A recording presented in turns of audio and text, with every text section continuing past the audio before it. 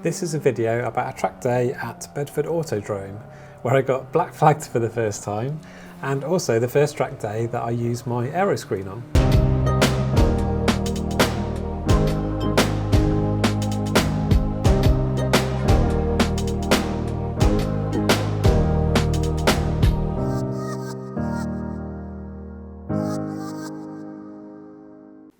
Hello YouTube and welcome back to another video. Here we are arriving at Bedford Autodrome. When we arrived, the gate was closed, so we queued up and then drove to the sound testing area. This was my favourite track day so far for a few reasons. You will see in this video that I get faster, have some tuition, also get black flagged, and use my Aeroscreen on track for the first time. I will also give you details about the day and also my thoughts. And a spoiler alert, the Aeroscreen was absolutely ace. Lots of my viewers aren't subscribed, so please subscribe if you're liking my content, as this makes a big difference to a small channel like mine. Also please like and share if you like this video. We got sound tested outside of the main building, which Fern passed. And remember this part, she passed the static sound test, as I'll mention this later. This also might be a bit of a clue why I got black flagged. This was a MSV track day, and it was my first track day which wasn't booked through the Caterham 7 Club. Here I am driving to where the garages are and where you park if you're on the track day and don't have a garage. The exception to this is if you have a trailer. You have to park a bit further away. I didn't manage to book a garage, but Jason did, so I just parked outside of his. We signed on, got our wristbands and arranged a time for an instructor, as that was booked while booking the track day. We had a briefing in the main building away from the garages, in the same building where the noise testing was. After this, we had the sighting laps, which everyone had to do. There was a pretty big line of cars doing this at the same time. I think there was around 90 to maybe 100 cars booked on the track day, which were lots of different cars. There were a few 911s, Clios, Caterhams, all the usual suspects which you would expect on a track day. Here is one of my early laps, which will give a benchmark to show how much quicker I got by the end of the day. Bedford has a few different track layouts, but this is the GT circuit, which is 3.8 miles, which is also 6.11 kilometres. There are 10 left-hand corners and 8 right-hand corners, making 18 corners in total. I've always been a bit wary before of booking a track day that wasn't through the Caterham 7 Club. This is because the club track days are really well organised, and I like the fact that everyone has a Caterham. If you are a Caterham owner, you know that on the straights you might get caught up by other cars. Well, unless you're in a 620, and Caterhams are generally faster than other cars in the twisty bits. I wasn't sure what it was going to be like on a general track day, so I had to do one at least. I've also put chapters in this video if you want to skip to the next part, because this lap is a little bit slow. It might be interesting to some, but then some people might just want to see what the time is at the end and then the rest of the video. I'll wait till we get to the end of the lap and then talk about the tuition.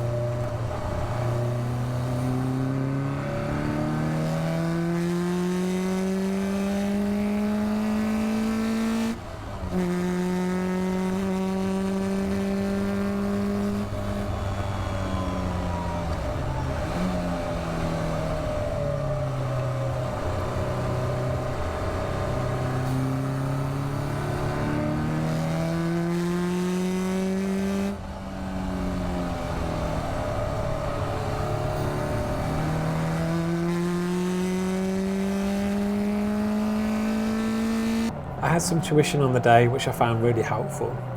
There were a few places where I was losing a lot of time, which the instructor helped me with massively, especially these corners.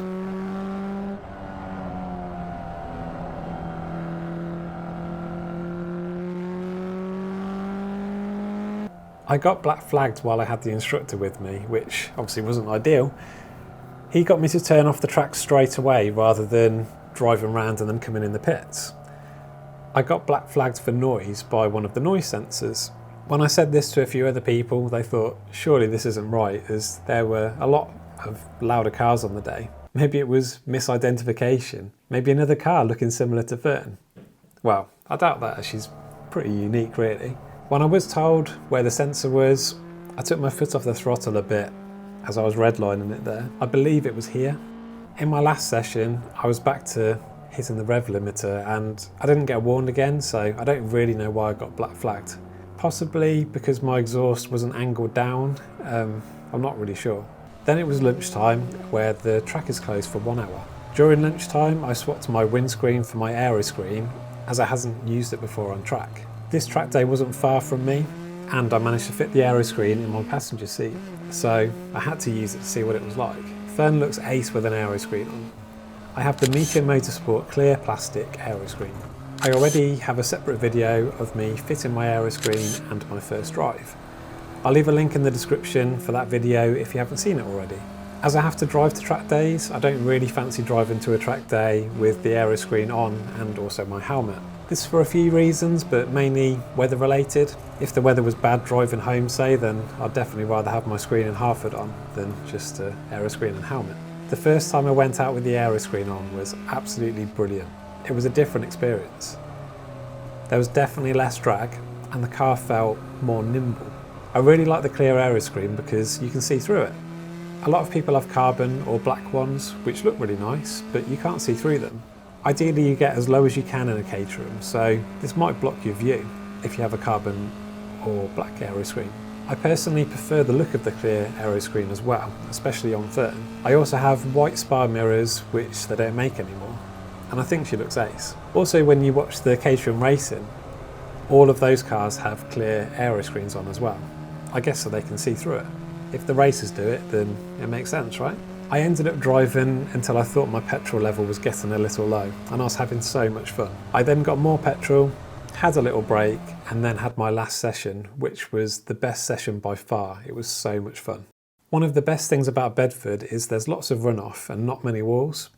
After my tuition, I was getting a lot more confident and started pushing more and more. Having the Aeroscreen on as well made it so much more fun. It's a shame I didn't have a microphone in my helmet, as I'm sure there would have been some excited noises. Here is where you get petrol from at the track, and it was great value for money. A lot cheaper than Shell for sure. I thought some people might find it helpful seeing how close the petrol was to the track. Some tracks have petrol available and others don't. Sometimes it can be quite expensive, but Bedford, it was an absolute bargain. The last session started off with Jason, Max and myself. I definitely had the slower car, so I led for a lap and then they overtook me. This was partly to get some footage of Fern from Max's car, and I knew I definitely couldn't keep up with them. There was no way I could keep up with the 420s. If you don't know, Fern is a Super Sport, which is a 1.6 Sigma engine, which gives 140 brake horsepower. A 420 is a 2-litre Duratec engine, which has 210 brake horsepower. And that's quite a big difference in power to weight ratio. Saying that, Caterhams can corner at the same speed. It just comes down to who's behind the steering wheel. But on the straights, and the straights here are quite long, it did make a massive difference. Then after they overtook me, another Caterham came out of the pits. I'd seen this car on the day, as well as some other Caterhams, but I hadn't had a chance to chat to the driver yet. This is Richard, who I met at the end of the day. He has the same spec car as Fern, so a Super Sport, and it was so much fun swapping positions with him on track in the last session. Some places I was faster, and other places he was faster, and we were learning from each other by letting each other overtake. It was such good fun on track, being with a car that had the same power. This was definitely my favourite part of the day, and when I talked to Richard at the end of the day, I just said a big thank you, and I'm pretty sure he enjoyed it as much as I did. This is one of my fastest laps, and I will give you my thoughts of the day at the end of this lap.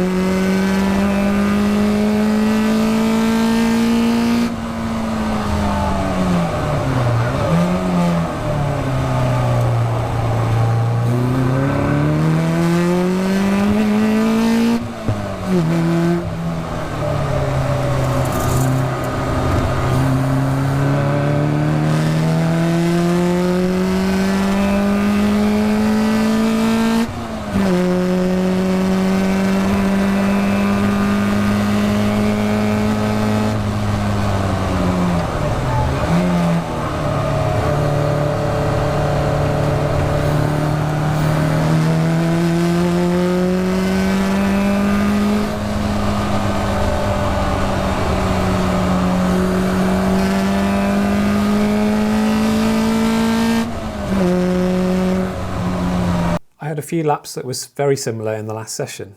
None of them were perfect by any means, but I didn't get much faster. They were all pretty similar. I will release a video of all the laps from my last session in a video in its own. This is partly for me, but I know it will interest some people as well. Also, the night before I do a track day, if I've not done it before, I try and find videos on YouTube showing someone drive round and round a fair few times so I can try and learn the track. Going on the simulator is definitely better, but I normally stay close to the track day the night before, so I always have my phone on me.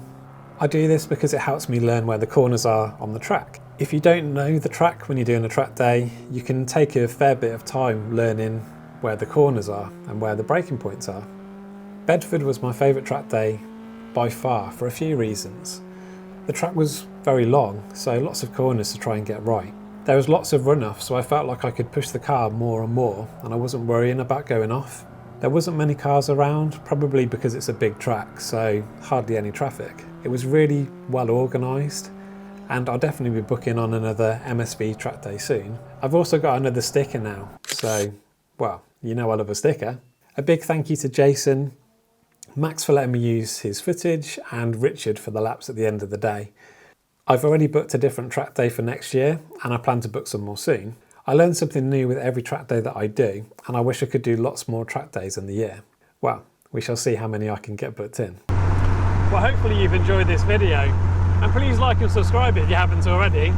It makes a big difference to a small channel like mine. And don't forget, every stone chip tells a story, and I'll see you in the next one. As you fade away,